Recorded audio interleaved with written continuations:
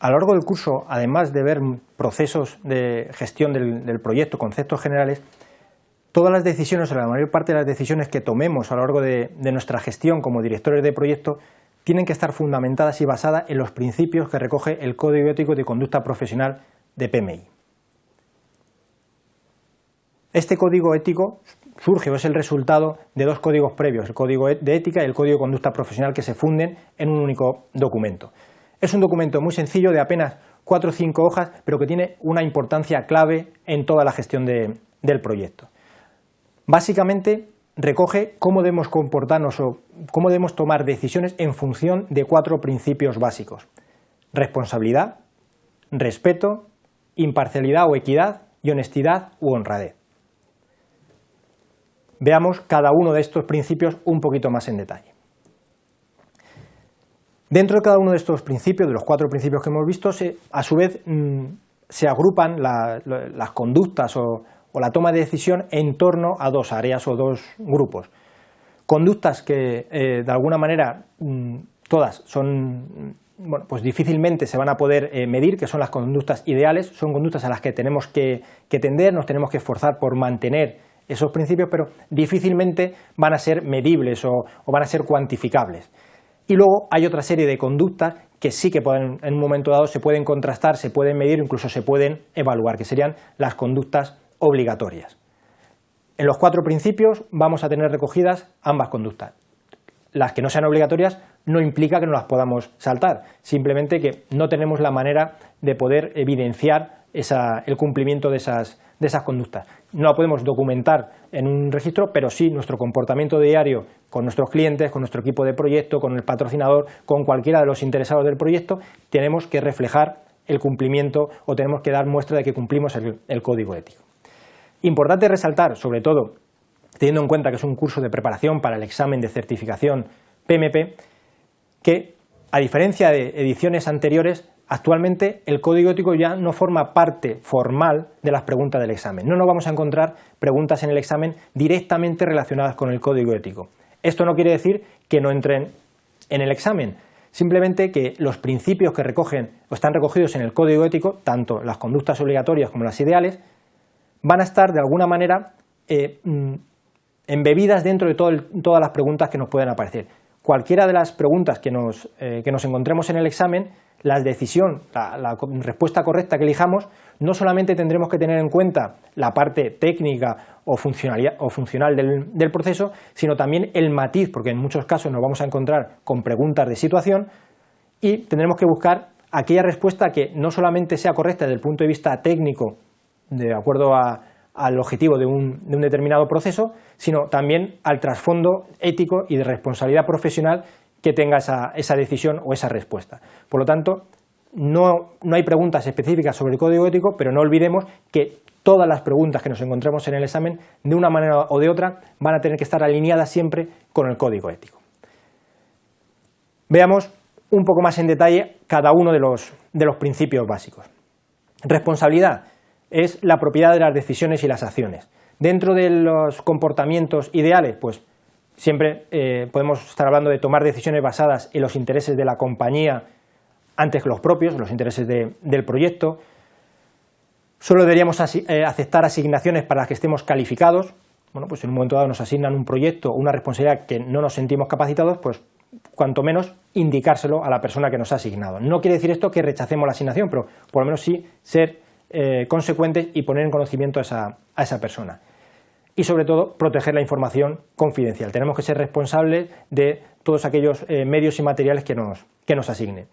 Y dentro de los principios obligatorios, bueno, pues nos tenemos que informar sobre las políticas, las reglas vinculadas a las actividades profesionales para las que estamos desempeñando nuestro cargo dentro del proyecto, para asegurarnos que estamos alineados y las cumplimos, e informar de comportamientos ilegales o ilícitos dentro del proyecto.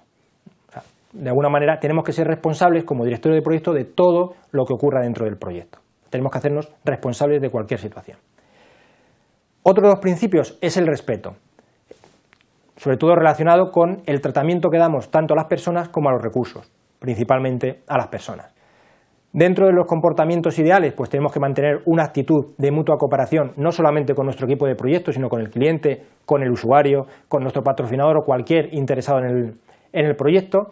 Tenemos que respetar las diferencias culturales, ya sea porque hay diferentes culturas dentro de nuestro equipo de proyecto o que nuestro proyecto es multiemplazamiento y tenemos diferentes entornos de trabajo, todas son igualmente respetables, y tenemos que ser directos en casos de conflicto.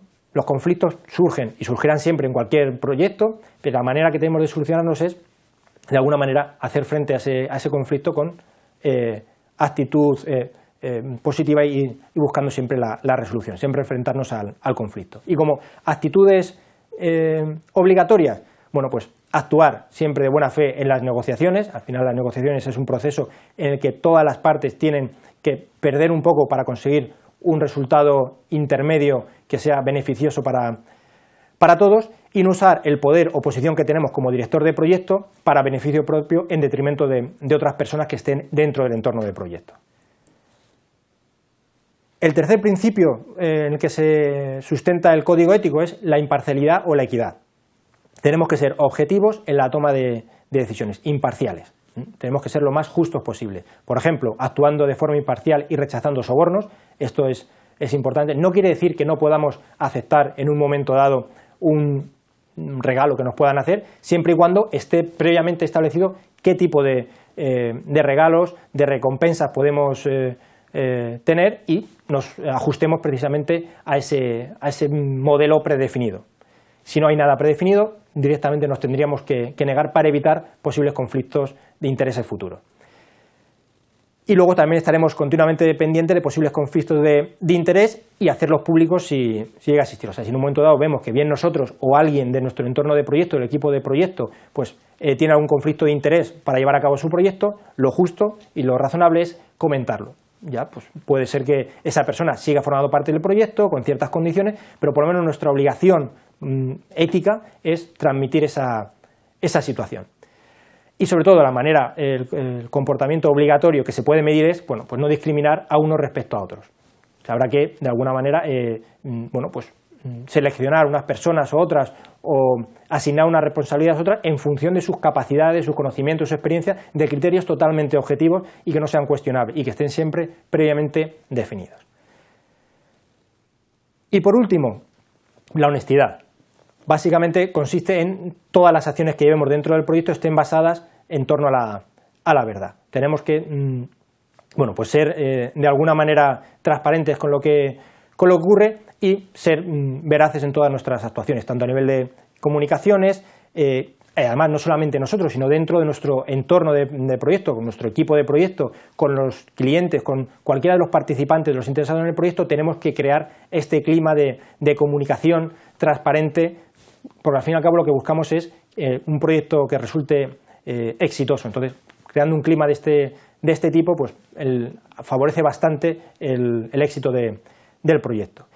Y sobre todo también pues tenemos que proporcionar no solamente ser transparentes en la información, sino que sea precisa, o sea, en el momento que sea cierta y en el momento que se necesite, que sea oportuna. De nada vale comunicar cuando ya el problema está creado y que sea de alguna manera proactivo. Y en este principio, ¿qué comportamiento obligatorio podemos medir? Bueno, pues no involucrarnos en comportamientos deshonestos de cara a un beneficio personal en detrimento del beneficio global, que es el beneficio de nuestra organización o el beneficio del proyecto o del propio cliente. Siempre tenemos que, por así decirlo, pensar en el grupo y no en nuestros intereses particulares.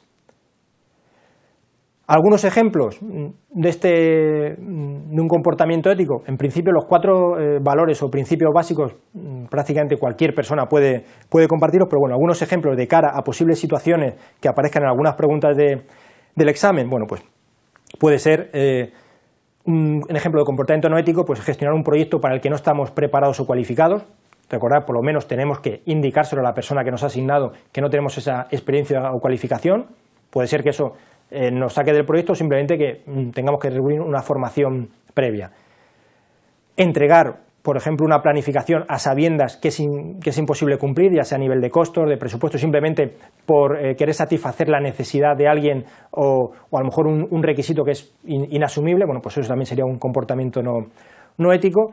Y sobre todo, pues también malgastar los recursos de la organización. Una de las virtudes que debe reunir el director de proyecto es el uso eficiente de todos los recursos, que siempre van a ser escasos. Por lo tanto, un comportamiento no ético es el malgastar esos recursos a sabiendas de que eso va a tener un perjuicio para el proyecto. Por contrapartida, algunos ejemplos de actitud ética y profesional. Bueno, pues el que respetemos las diferencias culturales, como que además es un elemento enriquecedor, cuanto más puntos de vista diferentes englobemos dentro de nuestro proyecto, posiblemente más éxito, más rápido avance el proyecto. Siempre tenemos que, lo comentaba anteriormente, los intereses del proyecto a nuestros intereses propios. Si no tenemos la autoridad necesaria para llevar a cabo el proyecto, debemos exigirla. O sea, de alguna manera tenemos que decir, bueno, si somos directores de proyecto, somos los responsables máximos, tenemos que tener capacidad y autoridad para poder llevar ese proyecto adelante. Y ante cualquier tipo de supuesto imposible, a nivel de plazos, de riesgos, de presupuestos, bueno, pues se debe proponer una planificación que resulte creíble, aunque no cumpla a priori los objetivos iniciales del proyecto. Eso no quiere decir que luego esa planificación no se pueda ir ajustando, pero si planificamos de manera creíble y se lo comunicamos al cliente, al patrocinador y les demostramos que esa situación es inviable, la que proponen ellos, bueno, pues siempre se puede llegar a una situación de acuerdo. Y en relación con el respeto a otros miembros del equipo, bueno, pues seguimos hablando de planificaciones, tienen que ser realistas no solamente para nuestro cliente o nuestro patrocinador, sino también para los propios miembros del equipo que van a tener que llevar a cabo, van a tener que realizar el trabajo del proyecto. O sea, no podemos obligarles de alguna manera a cumplir planificaciones y programaciones que no sean realistas, que va a llevar además a tener errores en el proyecto. Debemos establecer en nuestro proyecto, es muy recomendable establecer en nuestro proyecto sistemas de evaluación y recompensa, o sea, previamente definidos, documentados e informados a todos los participantes en el proyecto para que todo el mundo conozca, bueno, pues en un momento dado, ante un esfuerzo adicional o ante una petición de trabajo extra, por así decirlo, bueno, pues que sepan qué recompensa o qué implicación o qué futuro desarrollo profesional le puede conllevar ese esfuerzo adicional que hacen por el proyecto. De igual manera, tenemos que proveer de la formación, ya sea de manera formal o informal, dentro del propio desarrollo del proyecto, a todos aquellos miembros de nuestro equipo que detectemos que necesitan ese tipo de formación. O sea, en un momento dado, pues si vemos que están carentes de cierta capacitación, nuestra obligación como director de proyecto es identificar esa necesidad y demandar que esas personas se formen adecuadamente, porque además va a ir de alguna manera alineada con el éxito del proyecto. Y un punto importante que muchas veces parece que se nos queda en el olvido es que es crítico para el éxito del proyecto en que el mayor número de implicados posibles que vayan a participar, sobre todo en el desarrollo del trabajo del proyecto, participen en todas las actividades de planificación, de seguimiento, es decir, que tengan voz y voto en el proyecto. El proyecto no consiste, o la planificación del proyecto no consiste en un trabajo que tiene que hacer de manera aislada el director de proyecto y quizás su equipo más cercano, sino que, bueno, para evitar cambios posteriores, desajustes y sobre todo planificaciones realistas, es muy recomendable que en esa planificación, en ese análisis, participen aquellas personas que luego van a llevar a cabo el trabajo. Como veis, el código ético de alguna manera va a empapar todas las decisiones que vamos a tomar a lo largo del ciclo de vida del proyecto. Y aunque no entre, repito, formalmente en el examen, es importante tenerlo presente porque de alguna manera va a estar presente en todas las preguntas del examen.